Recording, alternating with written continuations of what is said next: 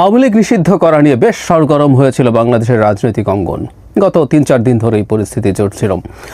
আমরা নিশ্চয় মনে করতে পারছি জনাব হাসনাত আবদুল্লাহ হঠাৎ করে একদিন যমুনায় গেলেন, সেখানে আরও বেশ কিছু মানুষজন গেলেন, তারপর সেটা রাস্তায় আসলো, শাহবাগে আসলো, ব্লকেড হলো। ঢাকা শহরের বিভিন্ন জায়গায় গতকাল ব্লকেডের চেষ্টা হয়েছে, যদিও আমি জনাব হাসনাত আবদুল্লাহকে দেখেছি, তিনি বলেছেন শাহবাগ ছাড়া যাতে আর কোথাও না হয়, ঢাকার বাইরে হয়েছে। শেষ পর্যন্ত এই চাপের মুখে সরকারের দিক থেকে একটা সিদ্ধান্ত এসেছে।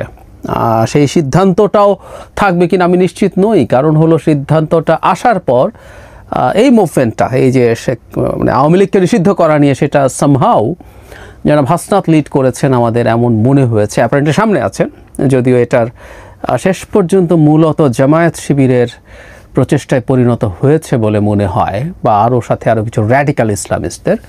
যাই হোক, সেই আলোচনা আর এখন না।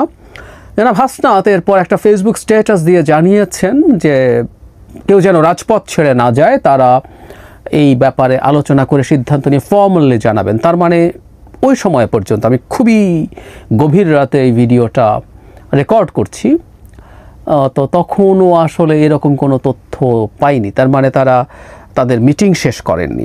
টেকনিক্যালি তারা এটা প্রত্যাখ্যানও করতে পারেন, তবে আমি ধারণা করি তারা এটা স্টিক করবেন। একটা রাজনৈতিক দল বা এখানে যারা উপস্থিত ছিলেন তারা বলার চেষ্টা করেছেন এটা কোনো রাজনৈতিক দলের কর্মসূচি না। বিভিন্ন রকম লোকজন যারা শেখ হাসিনা বিরোধী মুভমেন্টে ছিলেন তারা সবাই এখানে আছেন। সো এর মধ্যে কেউ বিভিন্ন রকম চিন্তা করতে পারেন, ভিন্নভাবে ভাবতেই পারেন, তবে আমি মনে করি শেষ পর্যন্ত যা হয়েছে এটা তাদের আপহোল্ড করার কথা।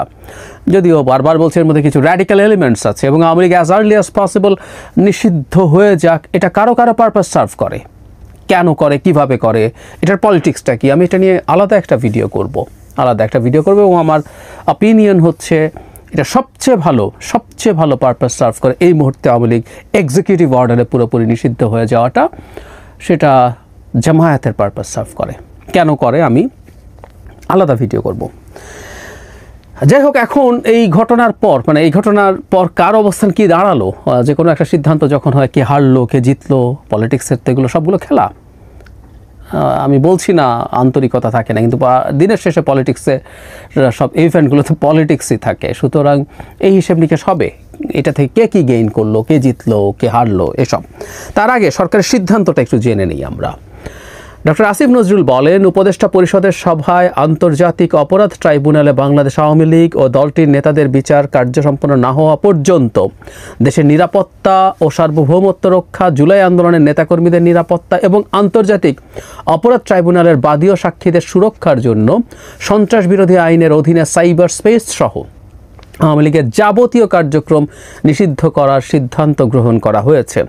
এ বিষয়ে প্রয়োজনীয় পরিপত্র পরবর্তী কর্মদিবসে জারি করা হবে। এর পাশাপাশি জুলাই ঘোষণাপত্র আগামী 30 কার্য দিবসের মধ্যে চূড়ান্ত করে প্রকাশ করার সিদ্ধান্ত উপদেষ্টা পরিষদের সভায় গৃহীত হয়েছে। তারপর যেটা বলা হয়েছে যে অন্তর্বর্তী সরকার আরও কিছু কাজ করবে, সেটা হচ্ছে এরকম যে আন্তর্জাতিক অপরাধ ট্রাইব্যুনাল আছে, সেখানেও সংশোধনী প্রস্তাব অনুমোদন করেছে, যেখানে সংগঠন বা দলকে ইনক্লুড করা যাবে। তার মানে প্রসেসটা এরকম যে আওয়ামী লীগের যে কোনো দলীয় কর্মকাণ্ড অফলাইন অনলাইন, মানে রাজপথে এবং সাইবার স্পেসে, ফেসবুকে, কোথাও তাদের কোনো কর্মকাণ্ড চলতে পারবে না। সো টেকনিক্যালি তাদের ফেসবুক পেজ, তাদের ইউটিউব যা অফিসিয়াল এগুলো আছে, এগুলো ব্লক করে দেওয়ার কথা। এবং টেকনিক্যালি এই ধরনের প্রচারণা চালানোটাও, মানে আপনি মাঠে নেমে যেমন মিছিল করতে পারবেন না, আওয়ামী লীগের পক্ষে অনলাইনে বা সাইবার স্পেসে প্রচারণা চালানো শাস্তিযোগ্য অপরাধ হওয়ার কথা। এটা একটা দিক। আর হচ্ছে আওয়ামী লীগকে আইসিটি আইনে বিচার করা হবে, কারণ মানে অন্তত বিচারের চেষ্টা ওখানে নেওয়া হবে। আমরা বহুদিন এই আলোচনা করেছি যে আন্তর্জাতিক অপরাধ আদালত যেটা আছে সেটায় সংগঠনের বিচার করা যাবে। এই সংশোধনী আওয়ামী লীগ বিগত যে রেজিমটা ছিল তারাই এনেছিল।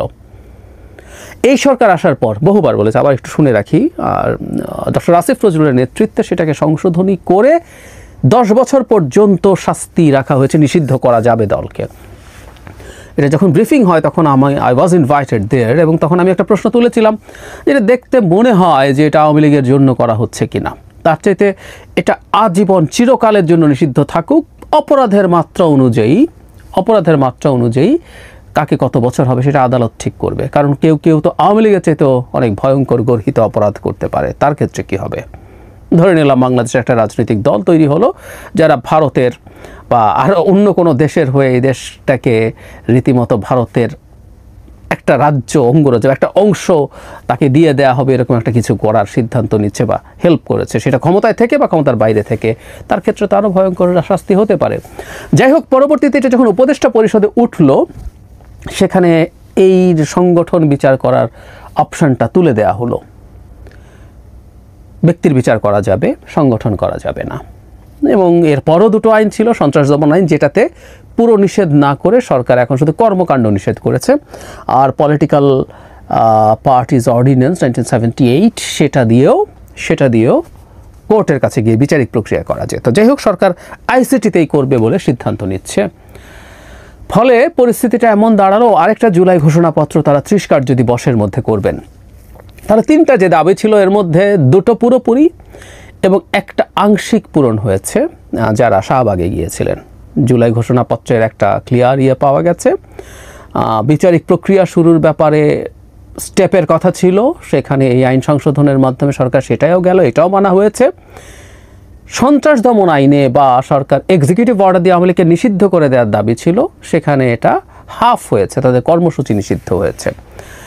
এখন কর্মসূচি নিষিদ্ধ করাটা সামহাও জরুরি ছিল। আমি এই কথাটা বহুদিন ধরে বলেছি, কারণ হলো আওয়ামী লীগ যখন মিছিল নিয়ে মাঠে নামে, লিফলেট দিতে মাঠে নামে, আওয়ামী লীগ যদি সমাবেশ করতে চায়, এগুলোকে ঠেকানোর আসলে কোনো রকম কোনো এখতিয়ার কোনো রাজনৈতিক দল বা সরকারেরও ছিল না। এবং অবিশ্বাস্যভাবে সরকারের স্বরাষ্ট্রমন্ত্রী বলছিলেন যে যারা মিছিল করেছে তাদেরকে ধরে ফেলবেন। এর আগে প্রধান উপদেষ্টা প্রেস সচিব আওয়ামী লীগের লিফলেট বিতরণ করলে গ্রেফতার করা হবে বলে ঘোষণা করেছেন। এটা গোপালগঞ্জে এই ঘটনা ঘটার পর এগুলো কোনোটাই পারা যায় না, কারণ আওয়ামী লীগের এই কাজগুলো করার জন্য কোনো লিগ্যাল ফ্রেমওয়ার্ক ছিল না।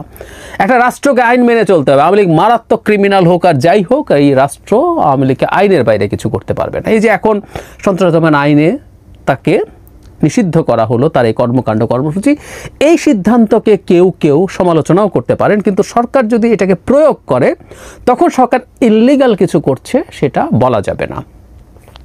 সুতরাং যে প্রসেস সরকার নিয়েছে আমি এটাকে একটা ভালো প্রসেস বলে মনে করি, এবং সরকার যদি এটা শেষ পর্যন্ত বলবৎ রাখতে পারে, সব দিক থেকে সরকার মোটামুটি একটা সেফ পজিশনে গেল। সরকার আওয়ামী লীগকে এক্সিকিউটিভ অর্ডারে নিষিদ্ধ করাটা সরকারের উপরে চাপ তৈরি করবে। সরকার আসলে এই যে আগের বারও এই ধারাটা বাতিল করেছিল, বিচারের মধ্যে নিচ্ছিল না, বা আমাদের প্রধান উপদেষ্টা নির্বাচনে যাবে কিনা, নিষিদ্ধ করবেন নাও ঘোষণা দিয়েছিলেন তার ইন্টারন্যাশনাল ক্রাইসিস গ্রুপের সাথে। এরপর নির্বাচনে যাবেন কিনা উনি বারবারই বলার চেষ্টা করেছেন এটা আদতে আওয়ামী লীগেরই সিদ্ধান্ত। এটা নিয়ে প্রচুর রিয়াকশন হয়েছে, কিন্তু তিনি এটা আওয়ামী লীগের সিদ্ধান্ত বলেই মনে করতেন।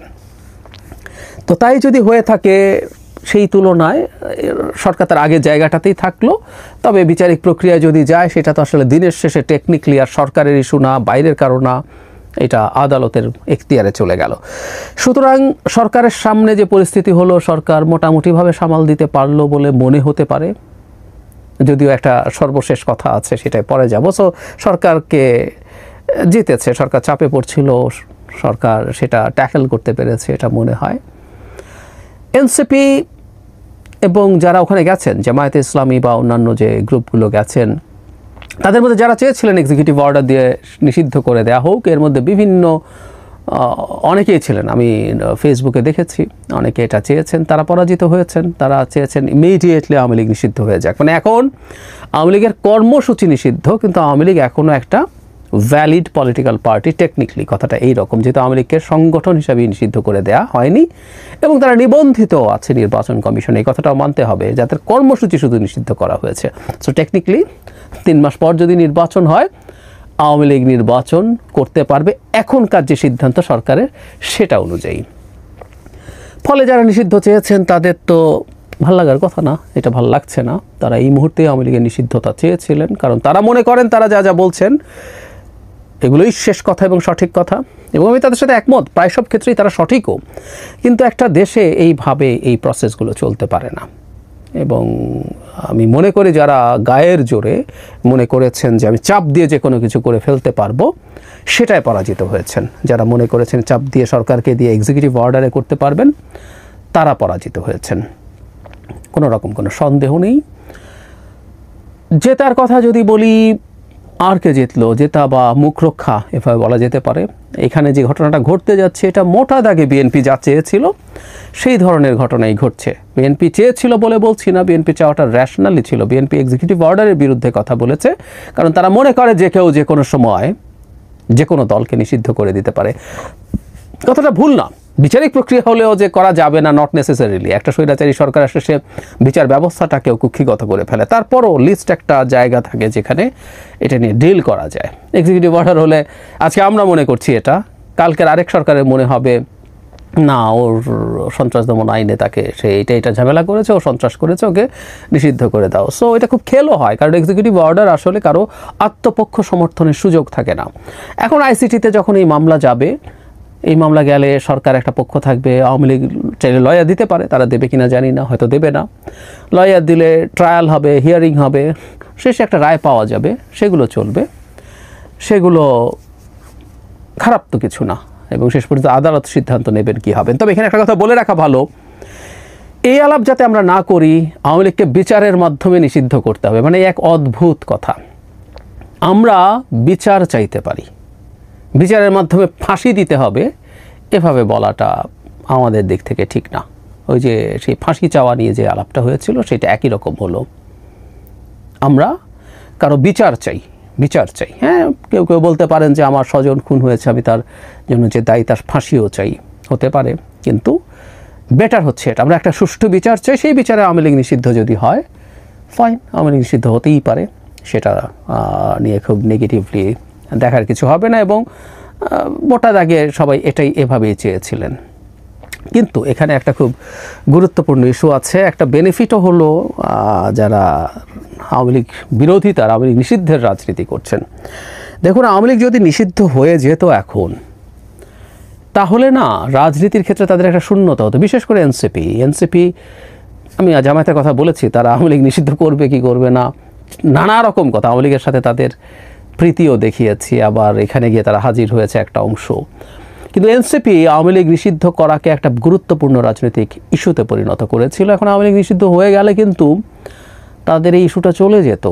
রাদার এখন আছে, আদালতের কাছে চলে গেলেও আদালতে কি হচ্ছে না হচ্ছে এটা নিয়ে পলিটিক্সের মাঠে কথা হতেই পারে। সুতরাং আওয়ামী লীগ চূড়ান্তভাবে নিষিদ্ধ হওয়ার আগ পর্যন্ত তার রাজনৈতিক ইস্যুটা এদের হাতে থাকছে।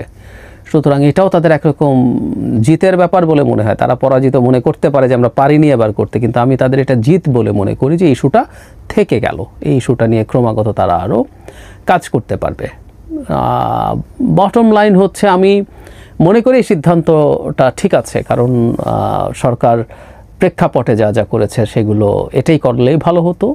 দেখা যাক এখন কী হয়, এখন এই বিচারিক প্রক্রিয়াটা কি দাঁড়ায়। এখন চ্যালেঞ্জটা যেখানে দাঁড়াবে, আগামী নির্বাচন যদি ডিসেম্বরের মধ্যে হয়, এই বিচারিক প্রক্রিয়া কি শেষ হবে? যদি শেষ না হয়, তাহলে তো তার কর্মসূচি নিষিদ্ধ, সে কি নির্বাচনে অংশগ্রহণ করতে পারবে? সে তো নিষিদ্ধ দল না, তার নিবন্ধন আছে এখনও। এইসব প্রশ্ন সামনে এসে হাজির হবে।